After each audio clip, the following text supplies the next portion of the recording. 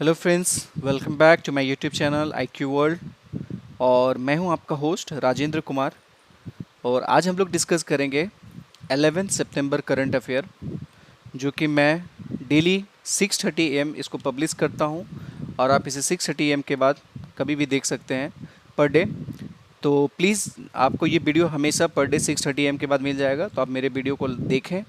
और हमेशा आपको कुछ नए चीज़ें जानने को मिलेगा, नई चीज़ें हम डिस्कस करते हैं हमेशा।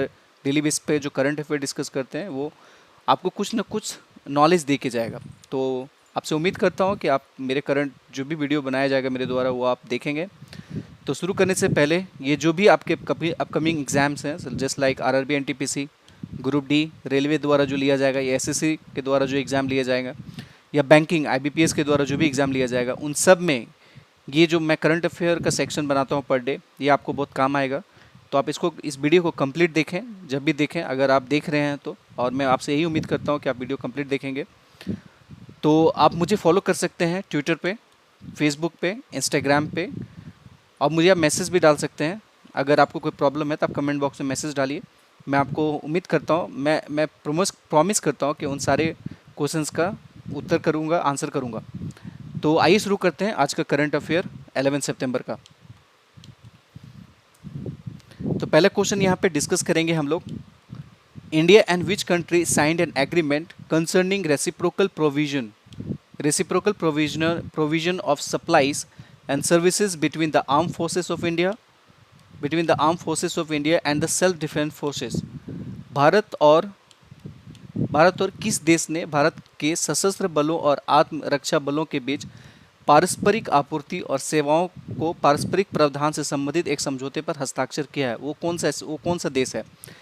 आपको इनमें बताना है। जैसे जापान है, फ्रांस है, जर्मनी है, ऑस्ट्रेलिया है। वो कौन सा देश है जो वहाँ अपने, जो हमारे इंडिया का आर्मी है, जैसे कि जो अपने इंडियन आर्मी है, और जो वहाँ का डिफेंस फोर्स है, इनके बीच में एक समझौता, बायलैटरल समझौता हुआ है, ताकि जो भी हमारा डिफेंस एग्रीमेंट है आपस में एक दूसरे के साथ, चाहे वो वेपन्स एग्रीमेंट, वेपन्स का समझौता हो, या फिर एक दूसरे के साथ टेक्नोलॉजी शेयर हो, या एक दूसरे के साथ ट्रेनिंग का शेयरिंग हो, इन सभी चीज़ों का आदान प्रदान करेगी हमारे देश के बीच का जो आर्मी है और द सेल्फ डिफेंस फोर्स का बीच के आर्मी। तो ये जो सेल्फ डिफेंस फोर्स जो है, ये किस देश का आर्मी है? तो आपको ये बताना है कि ये इन दोनों के बीच में ये चीज़ें होंगी, आदान प्रदान होंगी। तो वो कौन सा देश है जिसके साथ ये समझौता किया जा रहा है? तो वो देश है जापान। वो देश है Japan. Japan. The agreement will also improve the interoperability between the armed force of India and the armed force of Japan, therefore further increasing the bilateral defense engagements under the special strategic and global partnership between the two countries।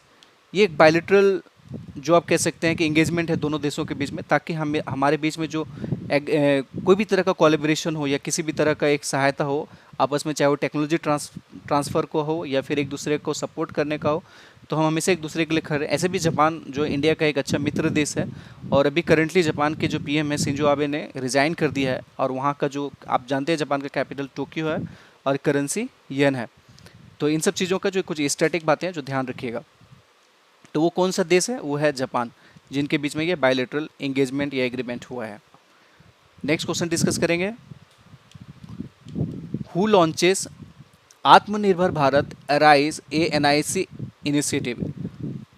वो किसने आत्मनिर्भर Bharat arise NIC initiative को launch किया है? तो आप देख सकते हैं home ministry, Narendra Modi, AIM, NITI Aayog, planning commission. तो वो किसने लॉन्च किया है? एआईएम नीति आयोग ने। एआईएम नीति आयोग ने ये आत्मनिर्भर भारत एराइज एनआईसी इनिशिएटिव को लॉन्च किया है। एआईएम क्या है? अटल इनोवेशन मिशन, उसी को नीति आयोग कहते हैं। तो हमारे जो नीति आयोग के एग्जीक्यूटिव चेयरमैन, एग्जीक्यूटिव ऑफिसर कौन है, सीईओ कौन है? वो अमिताभ कांत जी हैं। अमिताभ कांत जी इसके सीईओ हैं। The program will suffer applied research and innovation in Indian MSMEs and startup. इसका जो मेन कॉन्सेप्ट है आत्मनिर्भर भारत एराइज एनआईसी को जितने भी स्टार्टअप या एमएसएमईज हैं उनको सपोर्ट करने का है, ताकि एक उसको बूस्टर दिया जा सके। कोई भी अगर आपके पास भी आइडिया है तो आप इस जो इनिशिएटिव है इसके तहत आपको गवर्नमेंट 50 लाख रुपए फंड करेगी, और आपके अगर जो उस आइडिया में जो भी आप इनोवेशन है या फिर जो भी आप स्टार्टअप खोलना चाहते हैं, अगर उसमें बेहतर प्रोडक्शन का आइडिया है, आगे चल के वो बेटर प्रोडक्शन यूनिट बन सकती है या फिर देश के लिए हित में कुछ काम आ सकती है, तो आपको गवर्नमेंट इनिशियली 50 लाख उसमें जो अमाउंट है आपको ग्रांट करेगी, ताकि आप इस इनिशिएटिव को आगे बढ़ाएं और इस प्रोडक्शन टेक्नोलॉजी को एज ए उसको कार्यान्वित रूप में प्रपोज करें, ताकि इसका एक प्रोडक्शन यूनिट बना सके। लेकिन उस आइडिया में दम होना चाहिए, आपका जो जो भी इनिशिएटिव या स्टार्टअप है उसमें दम होना चाहिए, गवर्नमेंट इसको आपको फाइनेंस करेगी। तो जो आत्मनिर्भर भारत एराइज एनआईसी का इनिशिएटिव है, इसका एक ही मुद्दा है, ताकि लोगों को, जो हमारे युवा हैं देश के, अगर उनमें कोई ऐसी क्षमता है, अगर उनमें कोई ऐसी प्लान है या कोई ऐसा एक्शन है, कोई स्टार्टअप करना चाहते हैं, तो उनको गवर्नमेंट अपनी तरफ से सपोर्ट करेगी। और अगर आपके पास भी बेहतर आइडिया है तो आप ज़रूर गवर्नमेंट से सहायता लें। और जो आपको इनिशियल अमाउंट फेज़ है 50 लाख रुपीज़, इसमें गवर्नमेंट की तरफ से आपको योगदान मिलेगा, ताकि आप अपना स्टार्टअप खड़ा कर पाएँ और देश के लिए कंट्रीब्यूट कर पाएँ और अपने लिए भी कंट्रीब्यूट करें। तो ये था इस क्वेश्चन का जो मेन सार। आइए डिस्कस करते हैं नेक्स्ट क्वेश्चन। नेक्स्ट क्वेश्चन क्या है? हु लॉन्चेस प्रधानमंत्री मत्स्य संपदा योजना? वो कौन है जिन्होंने प्रधानमंत्री मत्स्य संपदा योजना का आरंभ किया? इस योजना के तहत बहुत सारे जो चीज़ें हैं उसको मैं हाईलाइट करूंगा। इस योजना में क्या क्या चीज़ें की गई हैं, क्या क्या चीज़ों का इससे कौन बेनिफिशियरी होगा, क्या फ़ायदे होंगे, ये सब मैं आपको बताऊंगा अभी। तो जो प्रधानमंत्री मत्स्य संपदा योजना है, इसको किसने लॉन्च किया है? तो हमारे प्राइम मिनिस्टर नरेंद्र मोदी जी ने किया है। प्राइम मिनिस्टर नरेंद्र मोदी जी ने किया है। The scheme aims to enhance fish production. इसका जो मेन मोटो है वो फिश प्रोडक्शन को बढ़ाना है इंडिया में। Up to 70 lakh tons, up to 70 lakh tons तक प्रोडक्शन बढ़ाने की बात की ये उम्मीद जताई जा रही है। कब तक? 2024 से 2025 के बीच में इसकी प्रोडक्शन ग्रोथ 70 लाख टन तक बढ़ाने की बात है।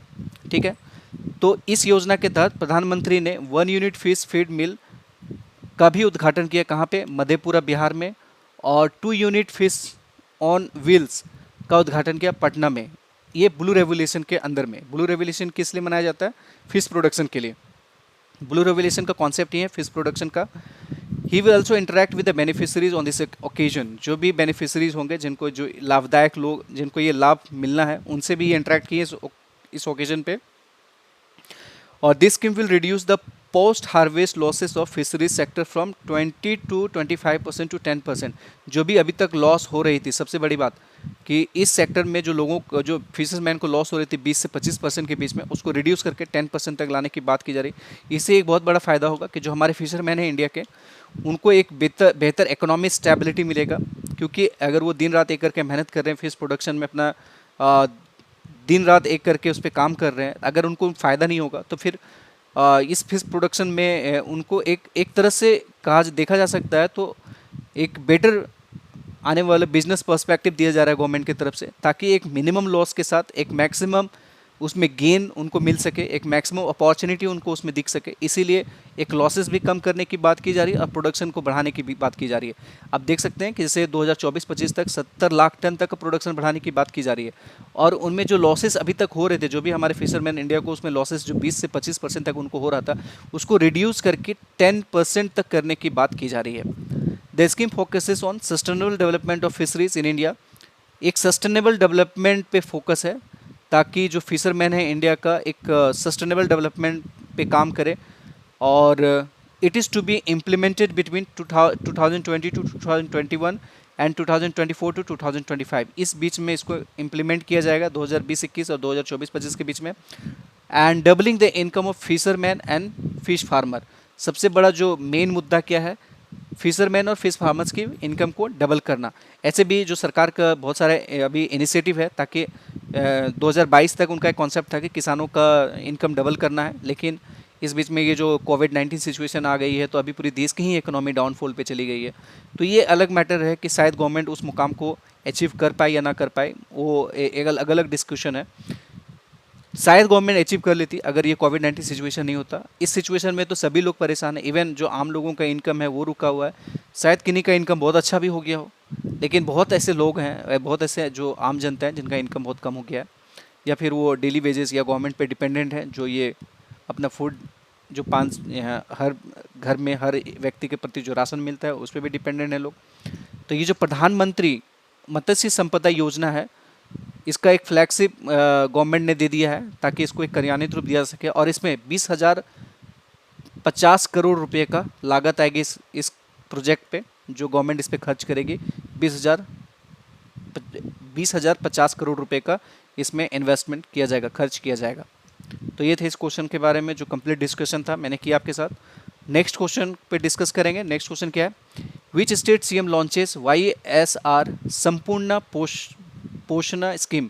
संपूर्ण पोषण स्कीम किस स्टेट ने लॉन्च किया है? YSR संपूर्ण पोषण स्कीम किस स्टेट के सीएम ने लॉन्च किया है? तो वो हमारे हैं आंध्र प्रदेश। आंध्र प्रदेश के सीएम ने ये YSR संपूर्ण पोषण स्कीम को लॉन्च किया है। अब देख सकते हैं chief minister of Andhra Pradesh YS Jagan Mohan Reddy, वहाँ के जो सीएम है YS Jagan Mohan Reddy, has launch 2 nutrition schemes.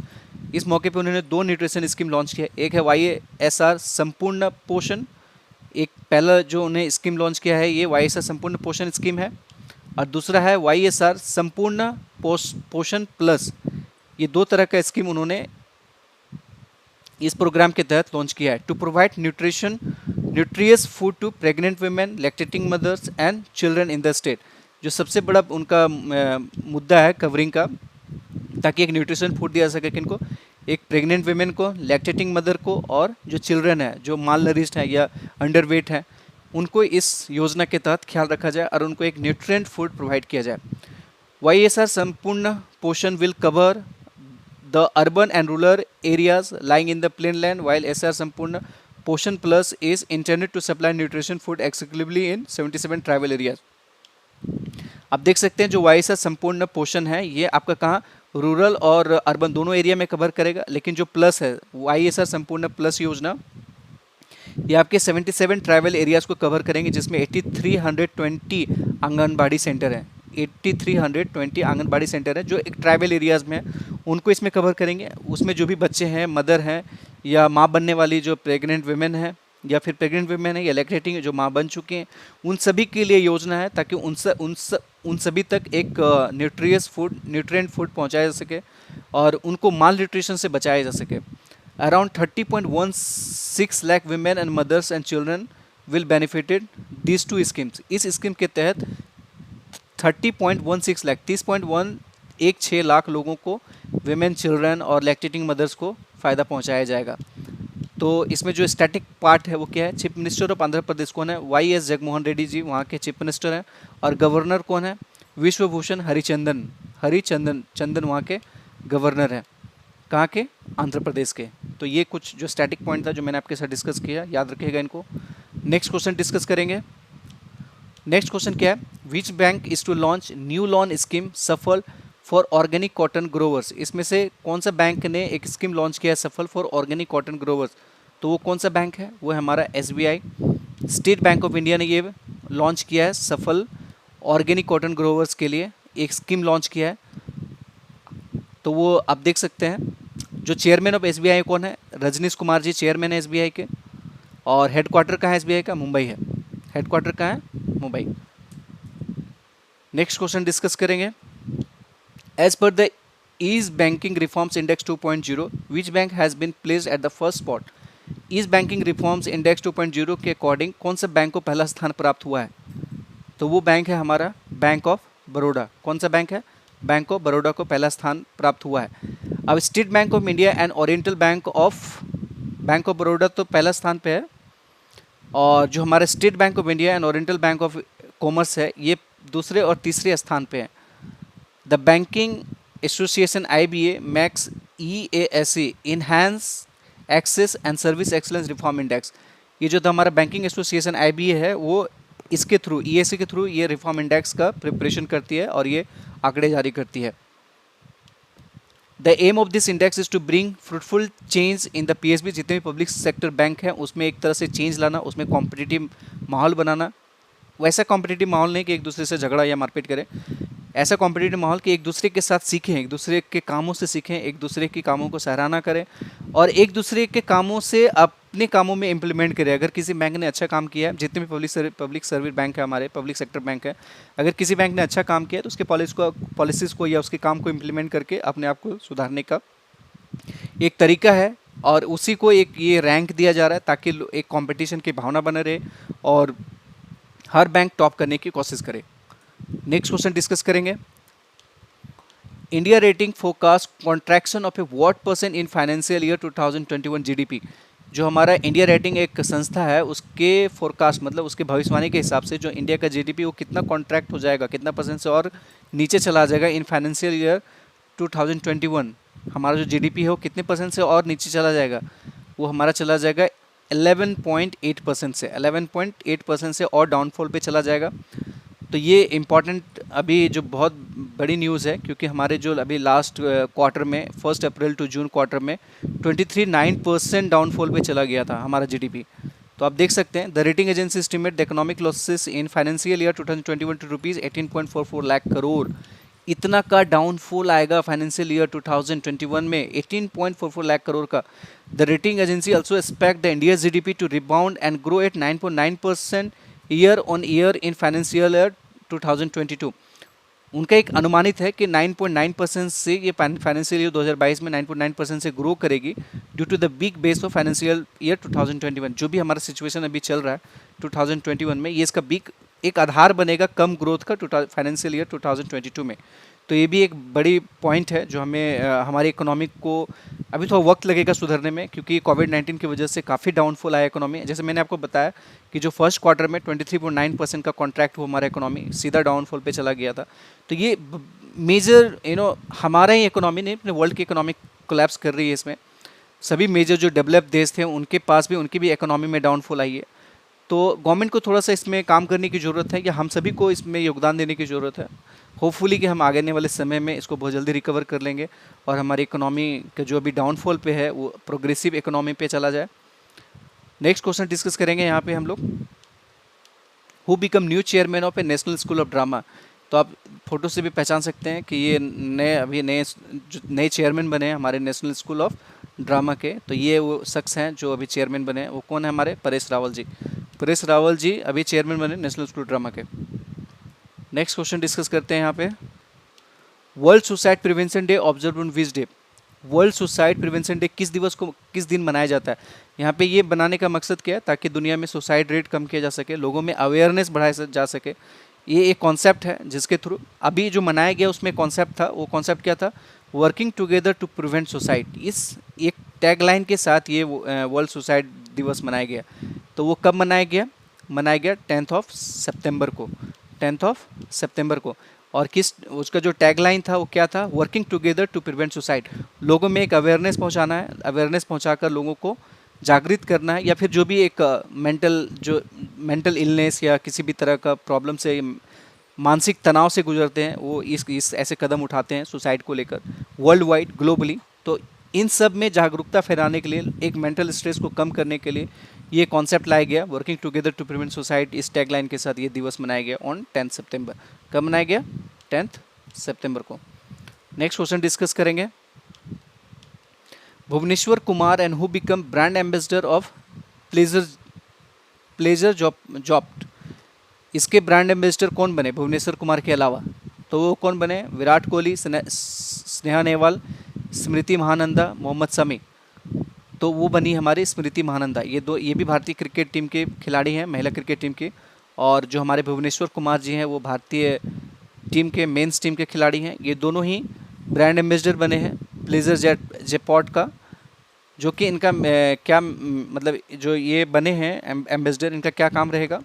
इनका काम रहेगा कि fantasy sports gaming app that allows it users to play fantasy cricket. ये फैंटेसी स्पोर्ट्स गेमिंग को प्रमोट करेंगे to play fantasy cricket. Fantasy cricket खेलने के लिए इनको ये प्रमोट करेंगे। And the partnership will see the cricketers in the brands upcoming campaigns and promote player job through engagement activities.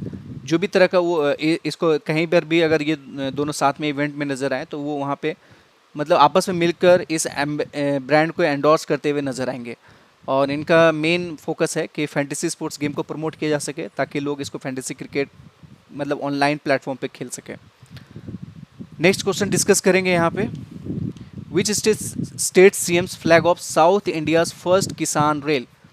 कौन से स्टेट के सीएम ने फर्स्ट किसान रेल का उद्घाटन किया, तो वो किसने किया, किस स्टेट के सीएम ने किया? वो किया हमारे आंध्र प्रदेश के सीएम ने। किस स्टेट के?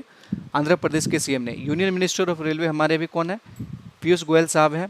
और chairman and CEO of railway कौन है? VK Yadav ji. Chairman and CEO हैं हमारे वीके यादव जी। अभी कुछ दिन पहले इन्होंने आके अनाउंसमेंट करी थी, जो 15 दिसंबर से ग्रुप आरआरबी एनटीपीसी और ग्रुप डी का जो एग्ज़ाम होने का जो बात कही है, इन्होंने ही ऑफिशियल यूट्यूब ऑफिशियल चैनल पे आके ये बात कही थी। तो ये चीज़ें याद रखिएगा। पीयूष गोयल हमारे यूनियन मिनिस्टर ऑफ रेलवे हैं और chairman of a CEO on railway कौन है? वीके यादव जी हैं। Andhra Pradesh chief minister Y S Jaganmohan Reddy, वहाँ के जो आंध्र प्रदेश के चीफ मिनिस्टर है कौन है? वाई एस जगनमोहन रेड्डी हैं।